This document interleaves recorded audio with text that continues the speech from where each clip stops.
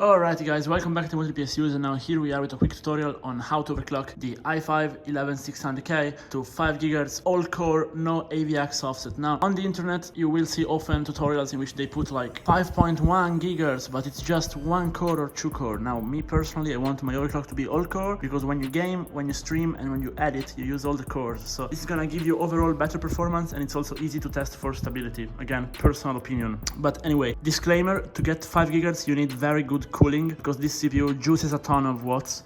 If you prefer to have a CPU that goes way faster than at stock but juices less power, I have another tutorial. It's an undervolt tutorial with a slight overclock, so check that one out. But if you have like a custom water cooled, or if you have a 360mm all-in-one cooler, this is how you do it. So first thing you want to do is unlock the power limit. Now on some motherboards you will have this option, on other motherboards you will have to do it manually.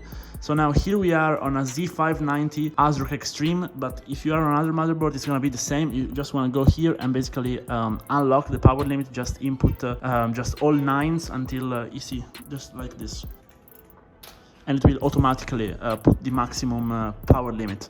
But anyway, after that you want to go on the CPU configuration, and on CPU ratio set all core and just hit 50, which is to get 5 GHz, of course.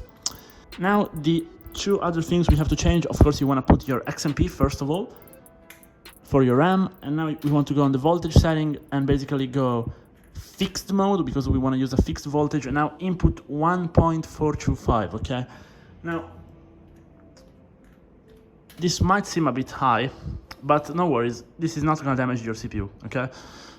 But you want to drop the load line calibration. Now, depending on the motherboard vendor, you might have a different curve. Now, flat means that the voltage will basically be what you input, but that's a bit too high and it doesn't really do well for the CPU long term. So you want to have what's called a V-droop, so have it drop a little bit, but you don't want it all the way down to level 5. So in this case, we want a middle, so level 3.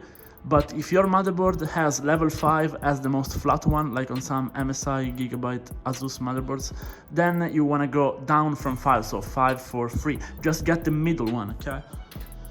And that's it. You just hit F10 and your overclock is done, guys. Let me know what you think about it, and let me know if it works for you, but I mean, it will work for you.